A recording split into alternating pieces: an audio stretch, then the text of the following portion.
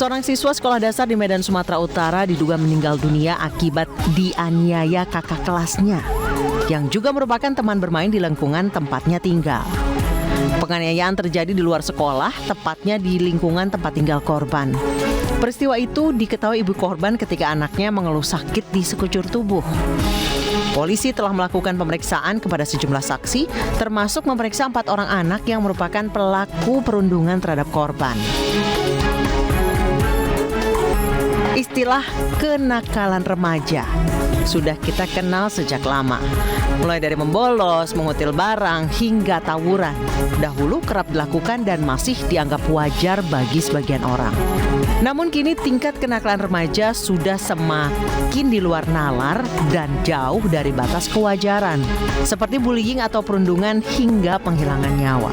Bersama saya Anisha Dasuki di Ngulik, ngobrol isu menggelitik kali ini. Saya akan berbincang terkait bullying bersama Vena Melinda, artis senior dan bacalek Partai Perindo. Sekarang kenakalan remaja, dulu bisa dibilang kenakalan, tapi sekarang kok sudah semakin kriminal. Bullying sampai bahkan keterlaluan sampai menghilangkan nyawa. Menurut Mbak Vena, ini apa yang menyebabkan hal itu? Iya, karena zaman berbeda ya. Di sekarang kan udah era digital, semua orang bisa mengakses yang namanya konten kekerasan dari manapun. Mungkin kalau ibunya lihat TV nggak boleh, tapi ada HP gitu kan. Terus belum nanti game-games gitu ya, yang kita tahu itu kan muatan kekerasannya luar biasa. Dan biasanya anak remaja itu kan masa-masa dibilang labil. Jadi dia belum punya karakter yang kuat, tapi udah sok tahu, istilah kata seperti itu. Nah, ini memang peran orang tua luar biasa. Kebetulan aku waktu punya anak ABG, sekarang Vera udah dewasa ya sama Atala, udah 27, udah 24 tahun, tapi pernah mengalami yang namanya menghadapi anak ABG. Artinya orang tua itu harus punya satu konsep. Nah, konsep aku pada saat itu sama anak-anak adalah pendidikan agama. Pendidikan agama itu dari sedini mungkin. Waktu mereka kecil sama lah Feral, Atala, Fania yang namanya les ikro, kemudian siapa sih idol mereka, pasti orang tua. Dan aku waktu itu sampai keluar dari sinetron gara-gara aku tidak mau kehilangan momentum sama anak-anak. Karena waktu itu Atala dibully sama babysitternya, pernah aku nggak mau main sinetron lagi. Artinya pendampingan orang tua di masa-masa anak dari umur-umur ya ABG itu penting. Dan yang paling penting aku lihat kalau zaman sekarang itu kok lebih ke sadis ya. Nah itu. Kenapa Mbak?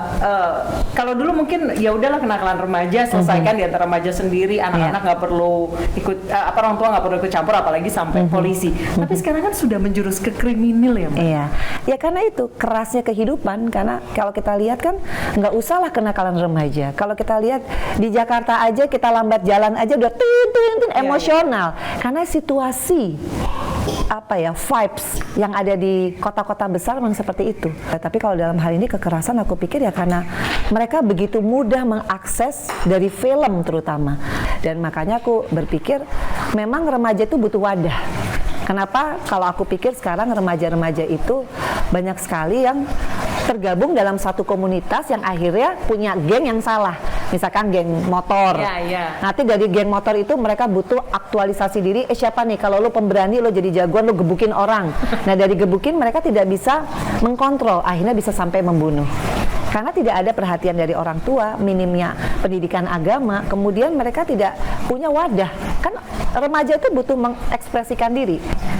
Yang Mbak Vena perjuangkan sejauh ini tentang undang-undang soal bullying, sudah mencakup hal itu belum sih Mbak? Nah, kalau di ruang lingkup sekolah sekarang jelas ada Permendikbud, aku lupa ya nomor berapa, tapi yang jelas itu regulasi baru yang bisa membuat satu sekolah itu vibes-nya itu jelas gitu. Kalau misalkan ada KDRT, semua orang harus berani bicara karena itu ada sanksi perdata maupun pidananya. Misalkan sekolah udah nggak bisa lagi dia membela diri kalau memang terjadi ada bullying di sekolah.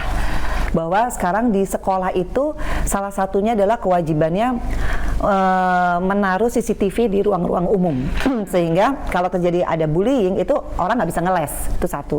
Kedua, ada sanksi-sanksi yang menyebutkan bahwa siapapun ruang lingkup sekolah yang melakukan melakukan bullying itu ada sanksi pidananya ada, dan sekolah itu mungkin bisa dicabut izinnya kalau ya kalau tidak istilahnya membantu pemerintah dalam hal ini. Jadi kalau kita ngelihat sosialisasi terhadap satu regulasi itu yang paling penting. Kalau kita lihat di sekolah dulu kan say no to drugs, tapi belum ada kan di ujung-ujung sekolah gitu say no to bullying. Nah itu harus wajib disosialisasikan. Ada gerakan nasional atau gerakan yang ya paling nggak di ruang lingkup sekolah bahwa kamu tuh kalau dibully mesti ngomong loh. Dan juga orang tua tidak boleh menganggap alah kamu baru aja belum digampar masih diomongin. Nah itu kan culture.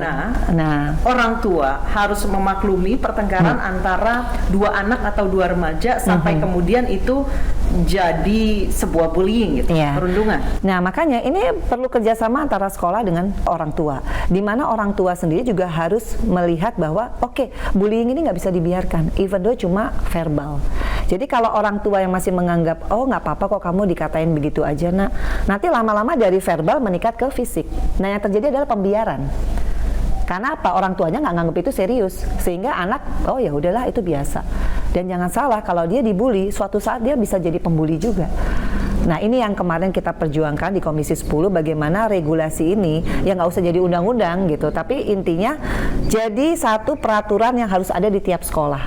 Orang wajib tahu tentang apa sih bullying, tahu dulu bullying itu apa, perundungan bahasa Indonesianya. Ya. Pertama semua dari verbal, ada kok anak tukang bubur dikatain tukang bubur, besoknya dia gantung diri. Hanya sesimpel itu. Jadi kan nggak setiap orang itu punya kekuatan untuk dia melewati masa-masa bahwa dia dibully verbal terus dia nggak apa-apa. Apa sih garis batas yang jelas antara kenakalan remaja dengan anarkis? Ya, kalau kita lihat kategorinya kenakalan itu kan ada yang melanggar hukum, ada yang tidak melanggar hukum. Misalkan yang melanggar hukum kan kita jelas ya, kayak memukuli anak sampai dia masuk rumah sakit atau apa, kemudian mencuri atau merugikan orang lain. Nah, kalau yang kenakalan yang bangsa nyontek, cabut dari sekolah, zaman kita dulu ya ngelempar tas, cabut, ya itu nggak ada konsekuensi hukum, paling nggak lu nggak naik gitu kan. Nah, ini memang ujung-ujungnya lagi remaja itu adalah satu makhluk yang memang dia butuh pendampingan orang tua dan pendampingan guru. Jadi ini bentuk kerjasama guru dan orang tua untuk menanggapi kenakalan yang mungkin akan jadi berekskalasi. Iya. Nah itu. Pertengahan Juni lalu, warga Lebak, Banten menemukan jasad seorang laki-laki dengan gangguan jiwa yang telah membusuk dan dalam posisi terikat. Korban tewas usai dianiaya 4 bocah yang ternyata masih duduk di bangku SD dan SMP.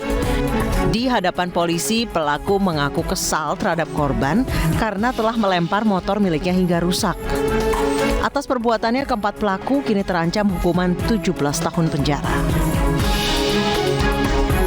Ada juga yang sekarang lagi rame, ada remaja menganiaya ODGJ. Kalau dulu mungkin yang terjadi kita hanya ngeledekin atau apa gitu, melihat orang yang menderita gangguan jiwa, walaupun seharusnya tidak boleh. Cuma ini disiksa, Mbak. Begitu anarkis sampai meninggal dunia, dibakar meninggal dunia. Itu sih luar biasa buat aku ya, karena kalau aku baca bermula dari si ODGJ itu pernah ngelempar batu kalau nggak salah ke si MA. Ini kan leadernya nih, MA. Ada 4 orang kalau nggak salah, 4 orang 5 orang gitu. Nah si leader ini merasa dia memprovokasi yang lain. Jadi tapi dia yang bagian yang sampai mukulin tuh dia. Nah tapi kan disiksa juga kan. Nah kalau kita lihat fenomena ini berarti kan anak ini bermasalah sebetulnya si MA. Nah yang lain-lain ini kan figuran, tapi ada ikut kena kan?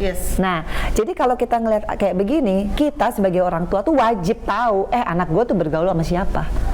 Harus mau tahu, kayak aku dulu, Feral, usia segitu, pergi sama siapa, jam berapa pulangnya, nomor telepon teman-temannya berapa, orang tuanya berapa, ya memang harus kepo. Jadi sebetulnya ibu dan bapak adalah motor bagi karakter, karena mereka lah mencetak anak.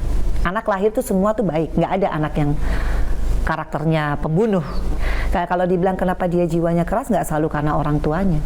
Bisa juga dia kurang perhatian, dia melihat konten-konten kekerasan dan dia mencari pengakuan, mencari popularitas. Ada juga orang Kan kalau kita lihat kasus-kasus ada juga orang ngebunuh karena dia pengen ngetop aja, ada juga karena dia merasa ada yang kurang dalam hidupnya, kosong.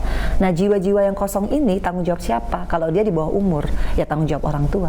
Mendidik anak juga nggak bisa keras zaman sekarang, harus tarik ulur, tapi kita harus jadi idol, contoh gitu. Kalau kamu nggak mau anak kayak gitu ya kamu harus mau anaknya sholat ya kamu sholat. Ya sesimpel itu Saya sih. suka kata-katanya mendidik anak sekarang itu gitu. Iya tarik ulur karena mau keras juga nggak bisa, tapi kalau mereka lihat contohnya bagus ya insya Allah. Sejauh mana negara itu memberikan perlindungan sekolah orang tua dan undang-undang terkait dengan remaja yang memang identik dengan labil, kenakalan dan Iya, sebenarnya ada departemen sosial ya, berarti Kemensos lah gitu ya.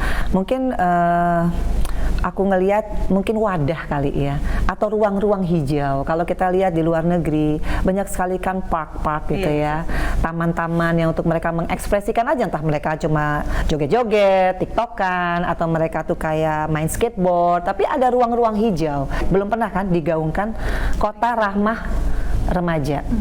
Ini mungkin usulan dari aku untuk semua pemimpin daerah. Maka aku bilang aku berharap nih, apalagi tahun pemilu gitu ya, bahwa semua pemimpin daerah bukan hanya memikirkan masalah PDB aja gitu, tapi gimana memikirkan masalah manusianya nih loh, yang hidup di kota-kota besar ini. Ramah anak oke, ramah remaja, ini ramah perempuan ya. Itulah kira-kira. Bullying atau perundungan kerap dianggap sebagai masalah sepele. Padahal aksi tersebut sangat berpengaruh pada kesehatan mental anak. Kini saatnya kita untuk tegas, berani speak up and say no to bullying.